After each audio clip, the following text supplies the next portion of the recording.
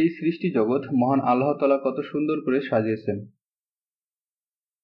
এই যেমন ধরুন গাছে গাছে নানা রঙের ফুল, ফল, পশু, পাখি, কত বৈচিত্র্যময় সবকিছু।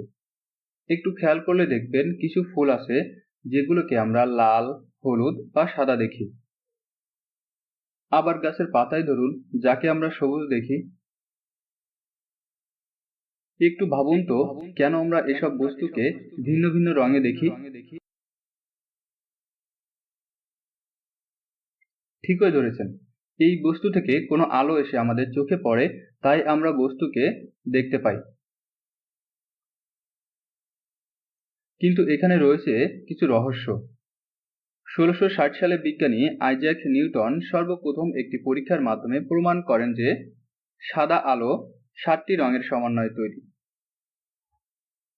বিজ্ঞানী আইজ্যাক নিউটন পরীক্ষাটি করার জন্য একটি প্রিজমকে ব্যবহার করেন।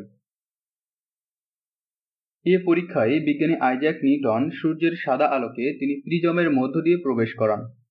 এ থেকে দেখা যায় সাদা আলোটি মোট ৭টি রঙে বিভক্ত: বেগুনি, নীল, আসমানি, সবুজ, হলুদ, কমলা ও লাল। এই ৭টি রঙের আলোকরশ্মি যদি আমরা কোনো বস্তুর উপর ফেলি, তখন বস্তুটির উপর আলোকরশ্মিগুলো পড়ে বাধা পেয়ে যদি ফিরে আসে, তাহলে ওই বস্তুকে আমরা সাদা দেখি। যদি কোনো বস্তু এই ৭টি রঙকে শোষণ করে নেয়, তাহলে আমরা সেই বস্তুকে কালো দেখি। কোনো একটি সবুজ পাতাকে যদি আমরা সাদা আলোতে রাখি, তাহলে সবুজ পাতাটি সবুজ রঙকে প্রতিফলিত করে এবং বাকি ৬টি রঙকে শোষণ করে, তাই আমরা পাতাকে সবুজ দেখি।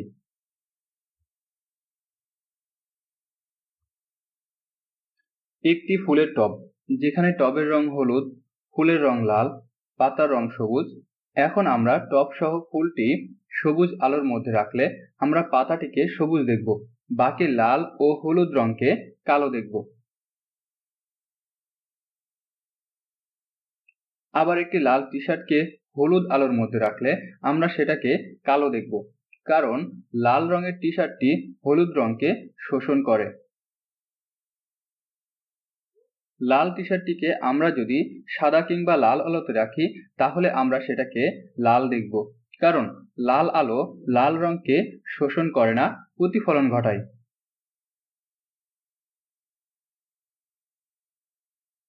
তাহলে আমরা বুঝতে পারলাম প্রতিটি রং তার নিজস্ব রঙের আলোকে প্রতিফলন ঘটায় এবং বাকি সব রঙের আলোকে শোষণ করে।